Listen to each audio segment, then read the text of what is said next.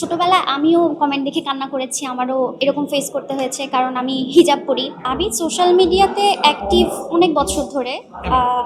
আর social media ইনফ্লুয়েন্সারদের মানে আমি মনে করি প্রভাব অনেক বেশি। আপনি এখন দেখবেন যে একজন মডেলকে দিয়ে একটা জিনিস প্রমোশন করালে যতটুক না মানুষ ওটাকে গ্র্যাব করছে তার চেয়ে বেশি গ্র্যাব করে যখন আপনি হচ্ছে একজন ইনফ্লুয়েন্সারকে দিয়ে ওটা প্রমোট করান। তো আমি এটা অনেক বছর আগেও একবার একটা ইন্টারভিউতে বলেছিলাম যে সোশ্যাল মিডিয়া ইনফ্লুয়েন্সাররা এদেরকে ছাড়া না একটা টাইমে ব্র্যান্ড চলতে পারবে না। ব্র্যান্ডদেরকে আগে চলতে হলে সোশ্যাল মিডিয়া ইনফ্লুয়েন্সারদেরকে দরকার হবে, কারণ এদের সাথে সোশ্যাল মিডিয়া ইনফ্লুয়েন্সারদের সাথে তাদের ফ্যান্সদের কানেকশনটা একটু বেশি থাকে, যেটা আর কি একটা মেইন স্ট্রিম সেলিব্রিটির সাথে কখনোই ফ্যান্সদের হয় না। আমরা কিন্তু কানেক্ট করি, আমরা কমেন্টে রিপ্লাই করি, আমরা ভিডিওতে রিপ্লাই করি। সো এই জিনিসগুলো আমাদের জন্য একটু মানে নর্মাল, বাট একটা মেইন স্ট্রিম সেলিব্রিটির জন্য এটা কখনোই নর্মাল না। ফেসবুকে বুলি হয় না কে, আমাকে একটু বলেন।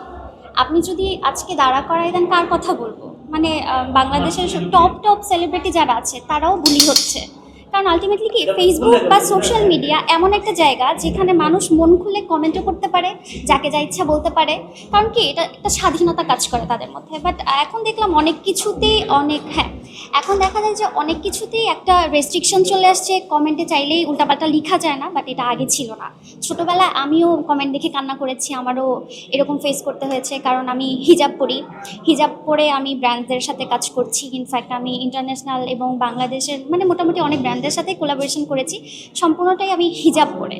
সো এইটার জন্য আমার অনেক কিছু শুনতে হয়েছে যে টাকলু নাকি, চুল নাই নাকি, বাট আমার এটা ভালো লাগে, এটা আমি পছন্দ করি, দ্যাটস ওয়াই আমি হিজাব করি। আমার ফ্যাশন যেভাবে আমার ক্যারি করতে ভালো লাগে আমি এইভাবেই ক্যারি করি। আমি তো আসলে শুধু ফেসবুক না, ফেসবুক, ইনস্টাগ্রাম, টিকটক, আমার সব কিছু আমি আসলে প্রত্যেকটা প্ল্যাটফর্মেই আমি অ্যাক্টিভ। অ্যান্ড আমার ফ্যান্সরা আমাকে প্রত্যেকটা প্ল্যাটফর্মেই ভালোবাসা দিচ্ছে, আমাকে পছন্দ করছে। সামনে না, এটা সম্ভাবনা স্টার্ট হয়ে গিয়েছে। আজকে আমার তো এখানে আসার কথা না, আজকে আমার এখানে থাকার কথা না।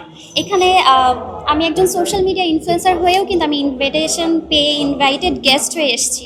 সো আমার কাছে মনে হয় যে সোশ্যাল মিডিয়া ইনফ্লুয়েন্সারদের প্রভাবটাও অনেক বেশি, আর এখন প্রত্যেকটা ব্র্যান্ডস এবং সবারই সোশ্যাল মিডিয়া ইনফ্লুয়েন্সারদেরকে প্রয়োজন। আপু, শুরুর স্ট্রাগলটা একটু জানতে চাইবো, আর পরিবার থেকে সাপোর্টটা কেমন পেয়েছে? আরেকবার শুরুর স্ট্রাগলটা জানতে চাইবো, আর পরিবার থেকে তখন সাপোর্টটা কেমন পেয়েছে? আমার বরাবরই পরিবার থেকে আমি অনেক সাপোর্ট পেয়ে আসছি। আমার মানে কখনোই এরকম হয় নাই যে আমি একটা কাজ করতে চেয়েছি আমাকে ফ্যামিলি সাপোর্ট করে নাই। সো আমি ফ্যামিলি সাপোর্ট অলওয়েজ পেয়েছি।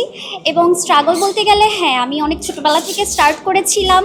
সো ওইখানে একটা স্ট্রাগল পিরিয়ড ছিল, এটা আরেকদিন বলবো আপনাদের সাথে ইনশাল্লাহ। নামটা বলা যাবে? আমি রথি আহমেদ।